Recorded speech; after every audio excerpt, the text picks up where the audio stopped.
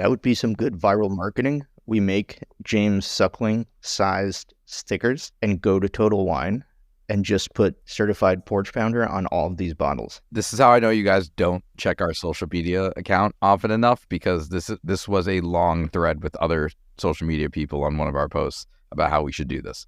Oh, okay. Oh, Well, they're all very smart people. I was not aware.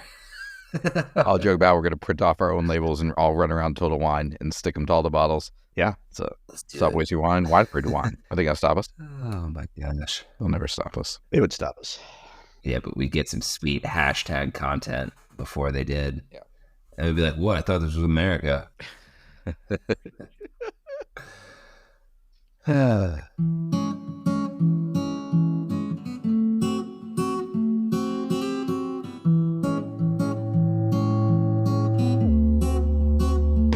Welcome to Stop Wasting Your Wine, a wine review podcast where we waste our wine so you don't have to. On today's episode, we review A white wine from Portugal. Welcome back to the show. Thank you so much for coming back to hang out with us. I am Joel, and I'm joined by two of the best darn swimmers that I know, Colin and Aaron. How you guys doing today? It's a little cold to be swimming right now, but I do enjoy a nice dip during Here? summer months. Yeah. Yeah. We live in Florida, baby. It's swimming all the time. Yeah, I don't want to hear it, man. You could swim there and be inconvenienced. I swim here and I'm dead. It was in the 40s or 60s earlier. It has been cold here. In the dead of night, it does get Yeah, cold. it gets in cold. Orlando right now. Sweater weather. I'm a big nighttime swimmer. Weather, weather. You know? I do know. The funny thing about the swimming thing is my dad was actually a competitive diver. Like he used to Really? do like the 9 and 10 meter, whatever it was, No like way. the high dives where you do that. Yeah, Yeah. like he was really, really good at that. And I did not learn to swim until I was like 10 years old and was trash What? at it. And I'm still, I'm not going to drown right away, but I'm not, don't drop me in the middle of a lake and like, I'm not gonna be one of those people that like, he treaded water for 3 hours to survive. Like I'm at 8 minutes. And it must have been so embarrassing for my dad. Or he just like kept the swimming jeans to himself and like didn't share them with me because it just like was not a thing that I was good at. You still get a little nervous when you have to go to the deep end of the pool. I don't understand. Like I can swim. I just don't understand the people who just like look like they're standing and they're just like Yeah. gracefully treading water, or they're like floating on their backs. Like I try to float on my back and immediately my head is full of water. That was, just to clarify, that was also a short joke, correct, Joel? What? No, I wasn't even going in that direction. I was just going for, just, I guess a little bit, but more just like, little guy afraid of the deep end. Look, the deep. That I feel kind of bad. Look, the 4 foot end of the pool is terrifying. No, Yes, I wasn't indeed. even going to go there. Is that not deep end? So hold on, your dad was a diver? That's pretty cool. I don't think I ever knew that. He was a competitive diver and a competitive gymnast. He used to do like the What? rings and like parallel bar. No Yeah, way. he was a very excellent and athletic human. But you know what? But I think I know more about wine than he knew. ooh, there you go. There you go. And that's equally as impressive, maybe? I don't know. Well, speaking of wine, Aaron, we have a really interesting one today. Can you tell us a little bit more about this white wine we're trying? This is our first wine from Portugal, from Casal Garcia. Unbelievable. It is a Vinho Branco from Vinho Verde. It has an ABV of 9.5%. So this might be the lightest wine that we have done so far. And the kicker, the most interesting thing about this wine is that this wine is going to set you back somewhere between $5.70 and $5.93. Wow. Yeah, this is a bargain wine. Yeah, so a couple things. One, terrifying, as Yes. we've seen in the past. Shaken in his boots. Cheap ladies and gentlemen. wine isn't always the best wine. But what I know about Portuguese wine. It's not the most popular, and I know you can find a lot of value out of Portugal. So what I'm hoping for this wine is it's going to be one of those excellent values. So let's keep our fingers crossed, because if it's anything like the other cheap wines we've had, it's not going to be a good. long episode. Strap in. Let me say this. I am there's a couple reasons I'm very hopeful about this. One is right off the bat, there is a James Suckling 90 point confirmed with this. And, we don't, it's not always about the points and all that stuff. But I think compared to some of the other companies and magazines and whatnot that apply scores, James Suckling goes in a significant amount of detail. And so the 90 points on there is hopeful. They have another little piece of information on their bottle about how this is the number one selling Vinho Verde in Portugal. And the reason we found out about it is actually a buddy of mine, Nate, reached out. He's been listening to the podcast, and he said, hey, I noticed that you guys have not done a Portuguese wine yet. Here are a couple that I like, that I recommend, and this was one of them. And when I went to go buy it, it was completely sold out. So it took a little bit to find it. Yeah. So, I'm hoping between the popularity, the recommendation, and some of the awards and scores on there that, might have found a diamond in the rough here. Okay. All right. So. All right. Man, you can barely even get a $5 foot long for $5 anymore. This is $1 more for a bottle of wine. I'm so curious and can't wait to get into that. Before we do, Colin, it's your time to shine, buddy. Can you teach us something? Sink or swim. This is the only thing you will learn.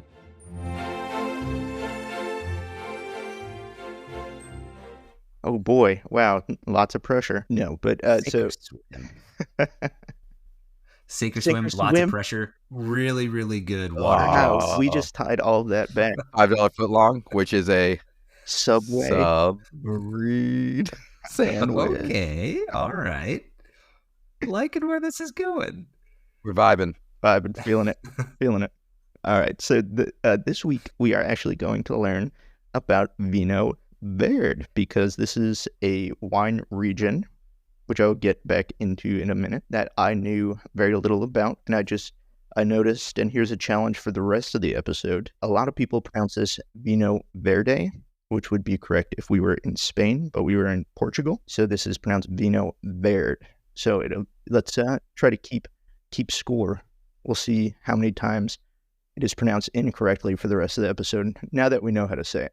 So one thing I didn't know about this, Vinho Verde, I always thought was the blend of grapes. Turns out I was 100% wrong about that, and that is actually the region in Portugal. So that I found interesting, because I had no idea. So Vinho Verde translates to English to green wine, but it has nothing to actually do with the wine, as the wine is not green. But they call it green wine because the Vinho Verde region has a lot of very plush foliage, and it's a very green region. So it's very green. Very green, yes. It's more of an homage to the region than it is to the color of the wine, which is usually a pale straw yellow color. So it's beautiful. Yeah, right? Yeah, it is looking very nice.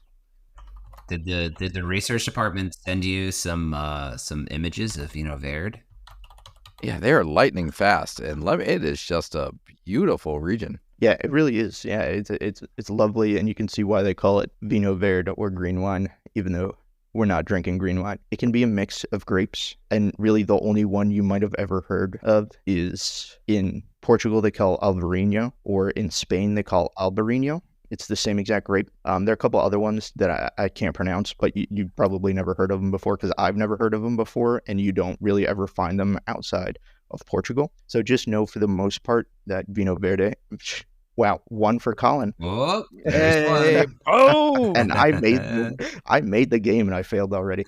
Always how it happens. Vinho Verde is mostly going to be a blend, although sometimes you do find high-end Vinho Verde going to be 100% Alvarinho, or Alvarino. So that's something to look out for if you want to spend a little bit more. And then a lot of times actually, wine from Vinho Verde will have some spritz in the bottle, or a little bit of bubblies. But this is not champagne, because we're not in Champagne.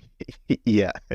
This is. Yeah, no, definitely not a I'm not going champagne. to trick me on that one. And I don't even know if it's bubbly enough to call it a sparkling wine. I would call it like a spritzy or frizzy wine. And it's believed that the bubbles were actually natural to the wine at the beginning, just part of the winemaking process. But over time, it's sort of become akin to the style. So now producers will actually add a slight carbonation to the wine. Yeah. What can you expect out of Vinho Verde? It's going to be light, crisp, and refreshing. That's the style that the winemakers go for. That's what it's known for. The light alcohol, as Aaron said, it's usually pretty high acidity. So you're not going to find a heavy, big-bodied wine. It's usually going to be more refreshing with the high acidity, and you're going to find those flavors of more tropical fruits, more your grapefruits, your lime, some maybe some green apple and fruits along those lines. So I'm pretty excited to try it. It can absolutely be an interesting wine, and I hope this one is. Question for you.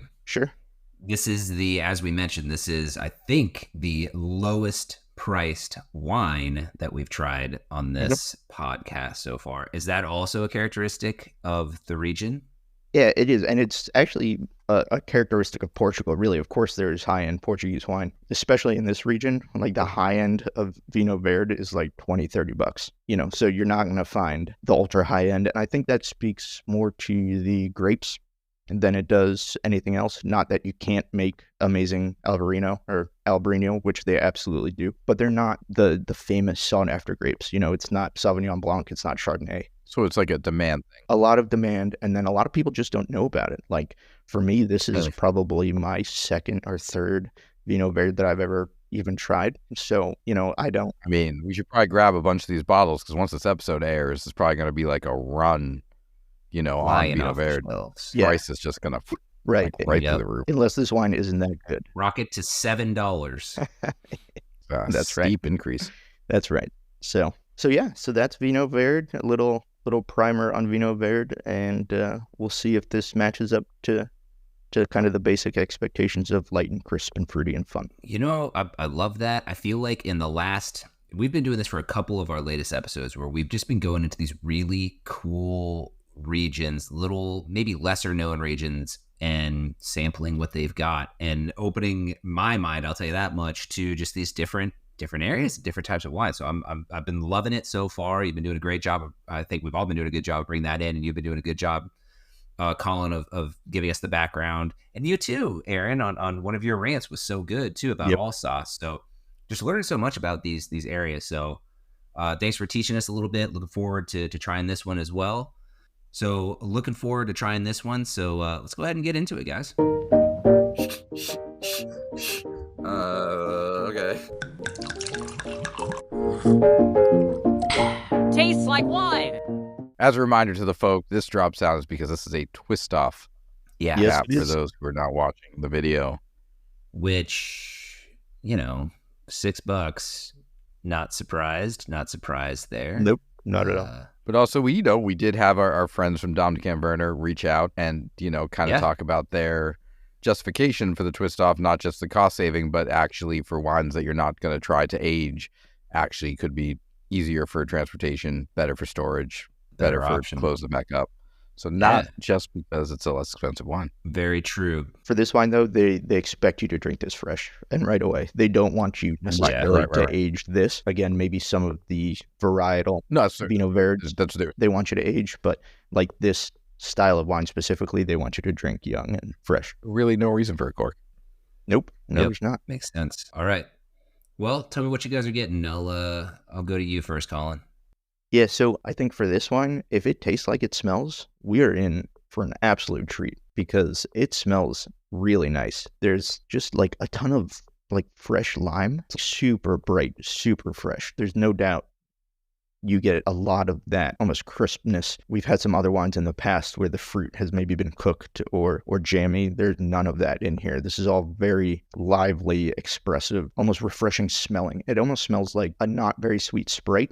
It almost has that kind of vibe to it, but it smells, I'm actually shocked how nice it smells. Mm-hmm. Yeah. Listener at home, Colin is collapsing into himself, holding this $6 glass of, bottle of wine. No, I love it. It's off to a good start. If we can find more wine, like I'd love to drink $6 bottles of wine. The problem is most $6 wine. I prefer to only buy $6 bottles of wine. Right. No, most $6 wine is garbage. So if this wine ends up, I hope it's good. Like I'm rooting for this wine, especially now after I've smelled it. I hope it's going to be a good one. Mm-hmm.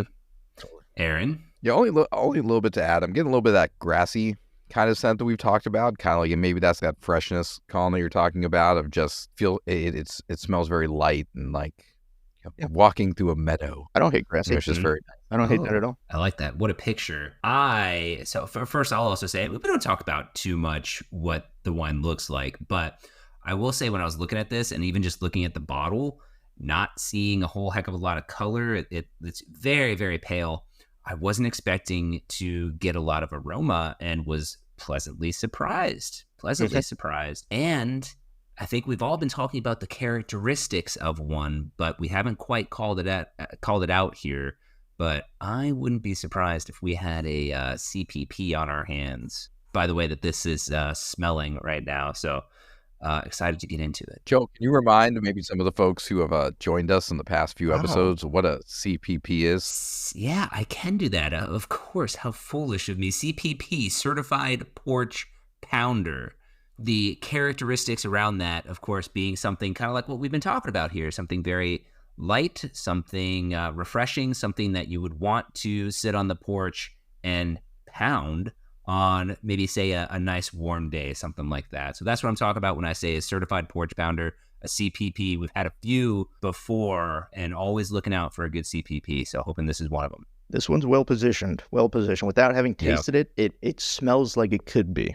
I'm excited because I feel like that's bringing us into spring, bringing us out of the dark winter. I feel like we haven't had one in a while because seasonally those wines have just, we've been drinking these like dark reds and, sparkling wines around the holidays. Just we need to get out of that and into something that's going to bring the sun out, for us up in the north who are just having what a blizzards. New Jersey thing to say.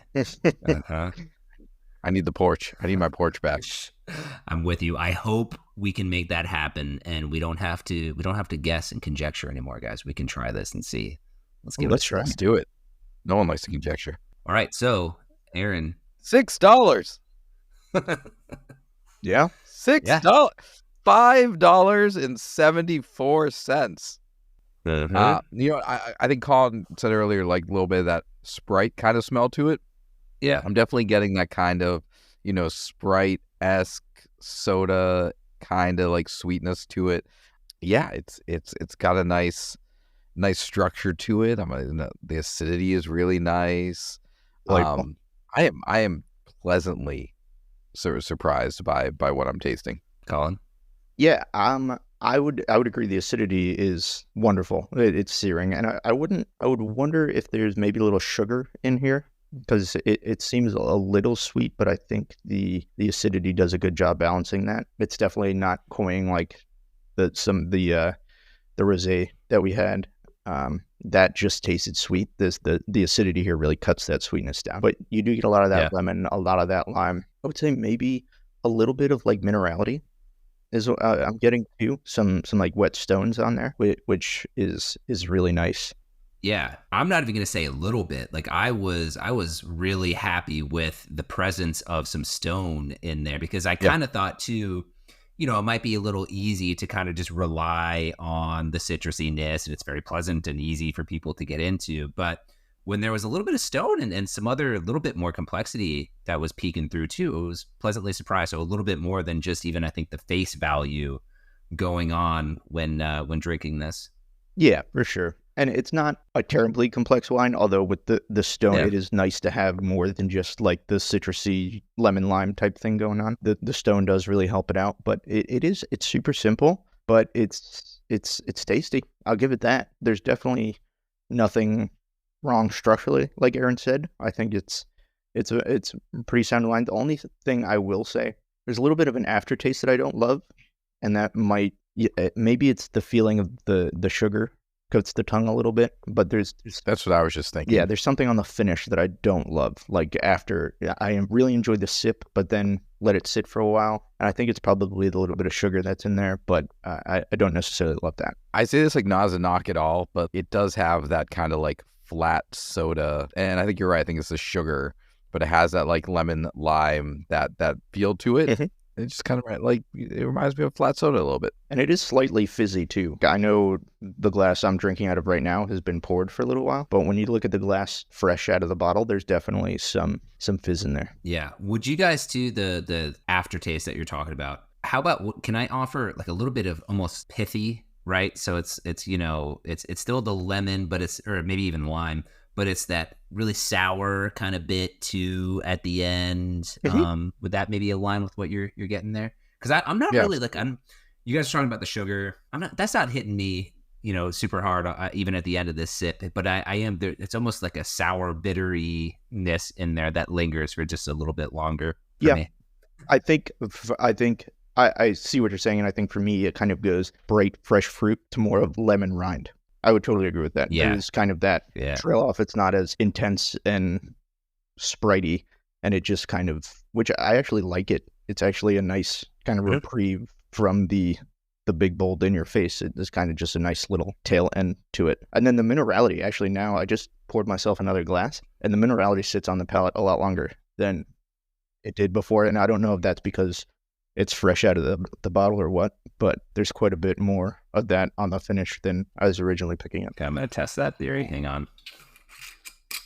Pouring a little more. Getting a good swirl. Yeah, I see what you're saying. And it's kind of nice too. I had forgotten that there was that little bit of bubbles Slightly in there frizzy, too. right? Yeah, So absolutely. yeah, Which really, I think, that was nice. lifts the mouthfeel even more, because you have the high acidity, which is nice and refreshing. You have the bubbles, which is nice and refreshing. So it's overall a really nice, refreshing sip. So we keep hearing the word refreshing. What say you, Joel? Is this an official CPP? Oh, you can stamp it. This is an official CPP right here. You'd have to Absolutely. certify this one. I mean, if you're not drinking this wine on the porch, then you probably shouldn't be drinking it. I mean, this is like the I would agree. ideal porch pounder. Yeah. I mean, at $6, you can hide these things all over your porch. You can have like So one under true. the chair in the corner. You can have one like they're everywhere. $6. could I'm go- just baffled. I'm baffled by this. Yeah, you could go get a case of these and have spent less than our second most expensive bottle of wine that we've reviewed on this podcast. Look, And we don't we've review played around, expensive wines. No, we don't. We've said Certified Porch Pounder is one of our official titles. You can get the sticker. We have stickers. We've sent them out. And we've played around with some other ones. And one of the ones we've talked about is like a party wine, a wine that maybe is just, it's maybe not the best wine on the planet or not the most expensive wine on the planet, but it's one to have out. Most people would enjoy. Like if I'm having a barbecue, I'm having some people over and I need to grab like a bunch of wine, I'm grabbing like 6 bottles of this and not spending $30. And I'm going to be able to put it out. And pretty much anyone that likes a white wine is going to be totally happy with this. Welcome officially to the review part of this episode. Sorry, I'm just so excited. Quietly walked across the threshold from tasting to review. Yeah, I don't know where we are. I don't know where I'm going to put the drop. Yeah, but did they like it? It's time for the review. All right, so got a little bit into it already, but I want to hear officially what you guys think about this less than $6 Casal Garcia Vinho Verde. Colin, I'll go back to you. We'll bounce back and forth here. Colin, give me your thoughts. Yeah, I mean, for the price, like you can't put it anywhere but the kitchen table. I mean, it is good $6 wine. It really is. I'm pleasantly surprised by how enjoyable it was. I mean, we've touched on a lot of things that make it good. It's well balanced. The flavors are nice. There's, it's pretty simple wine. You have, a couple flavors in there plus the minerality, which kind of lifts it all up. But overall, I mean, it's a drinker. It's definitely, not something you're gonna dissect. What was it, last week's wine that I was in an absolute blender about? Like, there's no blender. There's no blender here. This one's just like, it is what it is, and it's tasty. And sit on your porch on a hot summer's night and enjoy this wine. So going on the kitchen table. Absolutely. Okay, I'll go next. Just going to totally agree. Already said it's Certified Porch Pounder. That's already quite a seal of approval, I think, from me and from this crew here. Man, and just like, if this isn't the kind of thing that we were setting out to find when we started doing this podcast, I don't know what the heck it was. Yep. $6, really, really enjoyable. And again, like you were saying, Colin, like this is not one that I'm going to write stories to my grandchildren about, like Yeah, it's right. easy to figure out. Really, really Can't wait till your enjoyable. grandkids get a long list of like wines when they think they're Like, going to get like inheritance. why did Grandpa write us all these stories about wines? We don't care. We don't care.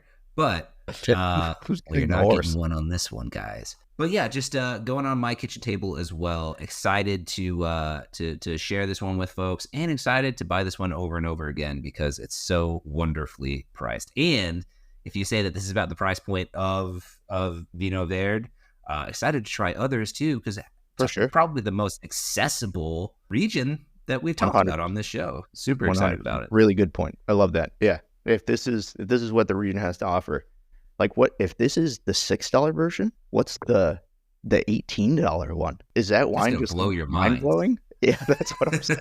I don't know if we can Can't afford handle that it. after going here.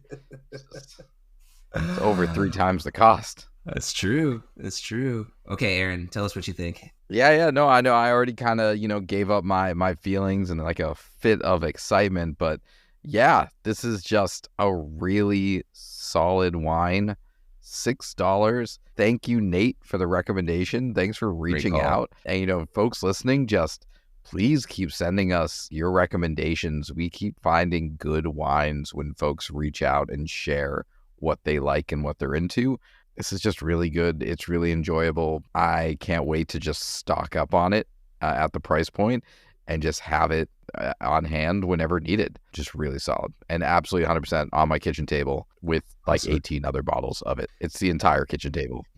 Yeah. So you're going to have to get another kitchen table for all of the Vinho Verde that you're going to buy. There's a Vinho Verde table. That's right. Do you know what's crazy disappointing? I'm the only one who said Vinho Verde. Yeah. There's It's only disappointing for you. right. No, I wrote a little Post-it note that I have right here on my screen so I didn't mess it up. I'm very disappointed in myself. After making such a big deal about it, I immediately messed it up, which is pretty par for the course if you've listened to other episodes.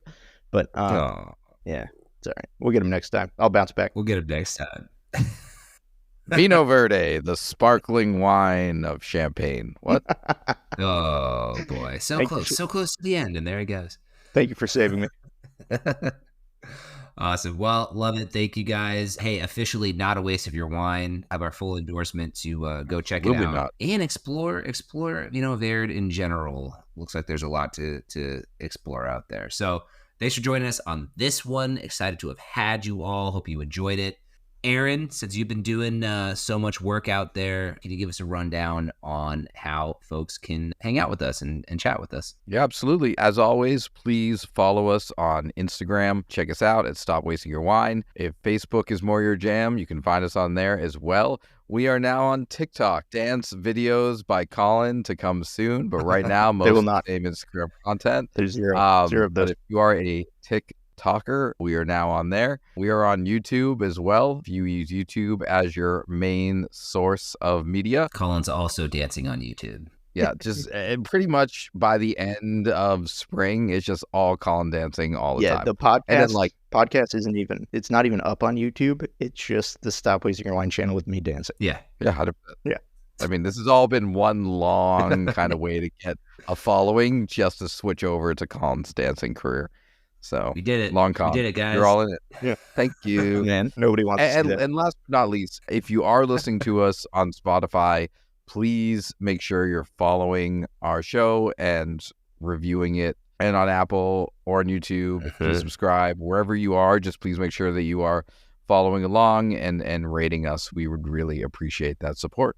And thanks for listening as always. That's the most important part. You guys keep coming back week after week, For and sure. we see it, and we really appreciate it, and we love you guys. So thank you for the continued support, and don't stop listening. Dum, Or believe it. na, na, na, na, na, na. What if we just play? What can we do? Like 30 seconds of a song before we have to pay Journey? I don't know what Yeah. the rules are.